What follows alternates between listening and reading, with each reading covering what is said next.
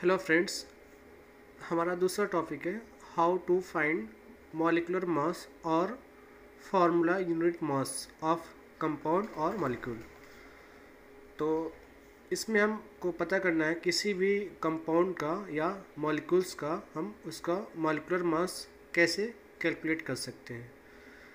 Molecular mass of compound calculate करने के लिए सबसे पहले आपको जिस भी कंपाउंड का आप मॉलिक्यूलर मास फाइंड करना चाह रहे हैं वो कंपाउंड किन किन एलिमेंट्स से मिलके बना है उसका इंडिविजुअल आपको एटॉमिक मास पता होगा, तभी आप पूरे कंपाउंड का जो है मॉलिक्यूलर मास कैलकुलेट कर सकते हैं। तो आइए हम जानते हैं सबसे पहले कुछ आपके जो एलिमेंट्स होते हैं उनका एटॉमिक मास कितना होता है।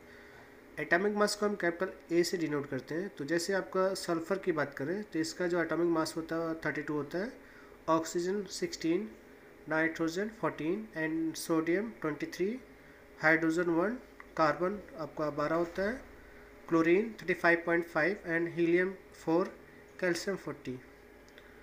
तो हम एक क्वेश्चन के हेल्प से आपको समझाएंगे कैसे हम मॉलिक्यूलर मास और फार्मूला यूनिट मास कैलकुलेट करते हैं। हमारा पहला क्वेश्चन आपका है find the molecular mass of H2SO4 and HNO3। तो आप ये दो आपके कंपाउंड हैं। कंपाउंड क्या होता है? ये ग्रुप्स ऑफ मॉलिक्यूल एटम होते हैं। जब डिफरेंट काइंड ऑफ एटम या मॉलिक्यूल्स आपस में कंबाइंड हो जाते हैं तो आपका ये कंपाउंड का फार्मूला बनता है। ये भी आपके इस पर हाइड्रोजन, सल्फर और ऑक्सीजन के मॉलिक्यूल्स या कुछ एटम जो आपस में जुड़ के जो है सल्फ्यूरिक एसिड का जो आपका कंपाउंड H2SO4 उसका फॉर्मेशन किए हैं। यहाँ पे आपका नाइट्रिक एसिड जो बना है। तो इन दोनों का आपको जो है मॉलिक्यूलर मास कैलकुलेट करना है। तो सबसे पहले हम फाइंड करते हैं H2SO4 का जो आपका मॉलिक्यूलर मास कैसे निकालेंगे। तो सबसे पहले हम इसको लिख लेते हैं H2SO4। अब देखते हैं सबसे पहले इसमें क्या होता है। अब इंडिविजुअल जो है जितने भी आपके एटम है या मॉलिक्यूल है उनका आप जो है एटॉमिक मास आप लिख लीजिए। जैसे सबसे पहले हम कैलकुलेट करेंगे हाइड्रोजन का। तो अभी हमने देखा हाइड्रोजन का जो एटॉमिक मास होता है 1 होता है। यहाँ पे 2 हाइड्रोजन है या कह सकते हैं 1 हाइड्रोजन का मॉलिक्यूल है। तो इसको हम लिखेंगे हाइड्रोजन का मॉलिक्यूलर मास 1। यहाँ पे जो आपका नीचे जो लिखा रहता है नंबर हम उससे मल्टीप्लाई करें, क्योंकि 2 हाइड्रोजन है तो 1 इंटू हम 2 कर देंगे। इसका हो चुका। अब इस पे जाने से पहले हम लगाएंगे यहाँ पे प्लस का साइन। उसके बाद हम आ गए सल्फ़र के ऊपर। फिर सल्फ़र का हम एटॉमिक मास यहाँ पे लिखेंगे। तो सल्फ़र का एटॉमिक मास आपका होता है 32। तो हम यहाँ पे नोट कर लेते हैं सल्फ़र का एटॉमिक मास 32।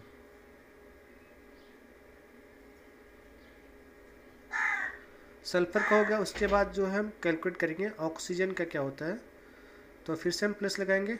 उसके बाद ऑक्सीजन का लिखेंगे। एक ऑक्सीजन एटम का होता है आपका 16। एक का होता है 16, तो यहाँ पे 4 ऑक्सीजन के एटम है तो 16 गुणे 4।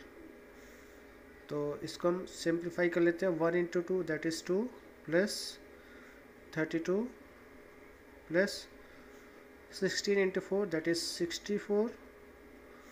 आप इसको ऐड कर लीजिए और 32 प्लस 2 34 प्लस 64 और हमको मिल जाएगा 4 4 आपका हो जाएगा 8, 6 और 3 आपका हो जाएगा 9 दैट इज़ 98। तो इस तरीके से जो है H2SO4 का जो आपका मॉलिक्यूलर मास हो जाएगा 98। इसके बाद हम फाइंड करेंगे आपका HNO3 का क्या होगा।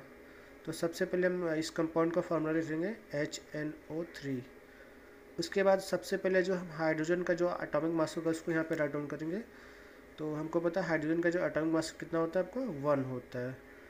तो 1 को राइट डाउन करेंगे। फिर उसके बाद हम नाइट्रोजन पर मूव करने से पहले प्लस का साइन लगाएंगे। उसके बाद हम नाइट्रोजन पे मूव कर गए तो उसके बाद हम नाइट्रोजन का जो एटॉमिक मास होता है जिसको कैपिटल ए से डिनोट करते हैं उसको हम यहाँ पे राइट डाउन करेंगे। तो नाइट्रोजन का हमारे पास जो एटॉमिक मास होता है आपको 14 होता है। तो यहाँ पे हम 14 को राइट डाउन करेंगे। अब इसका हो गया। फिर आपको ऑक्सीजन पे मूव करना है। तो ऑक्सीजन पे मूव करने से पहले हम लगाएंगे यहाँ पे प्लस का साइन। तो ऑक्सीजन का जो एटम होता है उसका एटॉमिक मास आपका होता है यहाँ पे राइट डाउन है 16। तो यहाँ पे 16 नोट करेंगे क्योंकि हमारे पास 3 ऑक्सीजन के एटम है तो हम यहाँ क्या करेंगे 3 से मल्टीप्लाई कर देंगे। अब इसको सिंप्लीफाई कर लेते हैं 1 plus 14 plus 16 into 3 that is 48। तो आप करते हैं 1 प्लस 14 डेट इज़ 15 प्लस 48। तो फर्दर नोट डाउन करेंगे 8 plus 5 that is 13, 4 plus 1 that is 5 and 1 carry is 6। तो टोटल आपको मिल गया 63। तो इस तरह से जो हम HNO3 जो आपका कंपाउंड था उसका मॉलिक्यूलर मास निकाल लिया 63। इसी तरीके से जो आपको आप अलग अलग कंपाउंड का आप मॉलिक्यूलर मास कैलकुलेट करते हैं। बस आपको इसमें ध्यान क्या देने की क्या बात है, आपको जो है इंडिविजुअल जो आपके एटम हैं उनका आपका एटॉमिक मास पता होगा, तो आप किसी भी कंपाउंड का मॉलिक्यूलर मास कैलकुलेट कर सकते हैं। मॉलिक्यूलर मास को कभी कभी हम जो फार्मूला यूनिट मास भी बोलते हैं। अब देखिए यहाँ पे लिखा है फार्मूला यूनिट मास, तो चाहे आपसे बोला जाए मॉलिक्यूलर मास कैलकुलेट करना हो या फार्मूला यूनिट मास कैलकुलेट करना, दोनों एक ही चीज़ होती है। आप चाहे ये बोलो मॉलिक्यूलर मास, चाहे आप फार्मूला यूनिट मास। तो अगर आपको इंडिविजुअल एटॉमिक मास पता है तो आप किसी भी कंपाउंड का जैसे H2SO4 या फिर HNO3 किसी भी कंपाउंड का मॉलिक्यूलर मास इजीली कैलकुलेट कर सकते हैं। अगली वीडियो में कुछ और जो है इसी पे बेस कंपाउंड का मॉलिक्यूलर मास कैलकुलेट करेंगे। फ्रेंड्स हमारे पास एक और कंपाउंड आ गया है calcium hydroxide that is CaOH का होल ट्वाइस। इसका हमको मॉलिक्यूलर मास फाइंड करना है। तो सबसे पहले हम क्या करेंगे, कैल्शियम का जो आपका एटॉमिक मास होता है उसको नोट डाउन करेंगे। कैल्शियम का एटॉमिक मास आपका 40 होता है, तो 40 को यहाँ पे राइट डाउन कर लेंगे। कैल्शियम हो गया, उसके बाद जो है हमको OH का निकालना है। तो आपको दिख रहा है OH जो है एक ब्रैकेट के अंदर है, उसका जो टोटल होल पावर आपका 2 लगा हुआ है। तो एक का लिख चुके हैं कैल्शियम, उसके बाद हम क्या करते हैं सबसे पहले यहाँ प्लस लगाते हैं। उसके बाद जो है ये जो ब्रैकेट के अंदर दिया है OH, इसको हमको जो ऐसे लिख लेना है ब्रैकेट के अंदर, और इनका जो इंडिविजुअल जो एटम है इनका एटॉमिक मास इसके अंदर नोट डाउन कर लेंगे सब। तो सबसे पहले हम ऑक्सीजन का लिखेंगे। ऑक्सीजन का एटॉमिक मास आपका कितना होता है 16 होता है। और उसके बाद हम लगाएंगे प्लस का सिंबल, फिर लिखेंगे हम जो हाइड्रोजन का। हाइड्रोजन का जो आपका एटॉमिक मास होता है वो आपका 1 होता है। ब्रैकेट क्लोज करेंगे, ये जो नीचे पावर होता है इस पूरे से क्या करेंगे इसमें हम मल्टीप्लाई कर देंगे।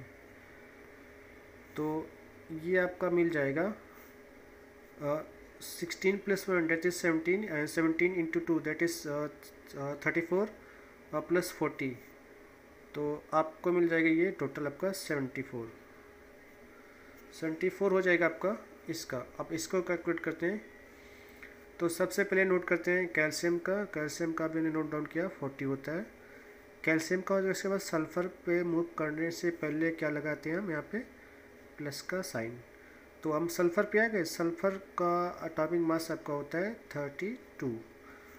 फिर सल्फ़र का नोट डाउन कर लिया। हम ऑक्सीजन पे मूव कर गए, तो सबसे पहले क्या लगाएंगे हम प्लस, फिर लिखेंगे एक ऑक्सीजन आइटम का कितना होता है 16। यहाँ पे हमारे पास 4 ऑक्सीजन आइटम है, देखिए O4 है ना, मतलब 4 ऑक्सीजन के 4 आइटम है।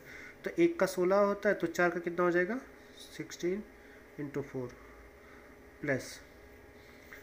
अब देखिए इंटू 2s2 लिखा है।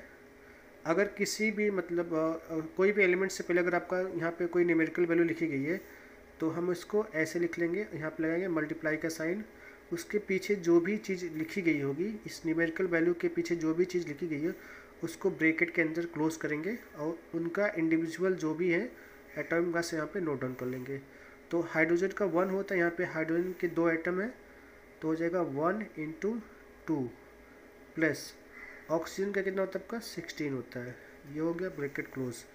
अब सबको आप ऐड कर लीजिए 40 प्लस 32 प्लस और 16 into 4 64 plus 2 into 16 plus 2 that is 18।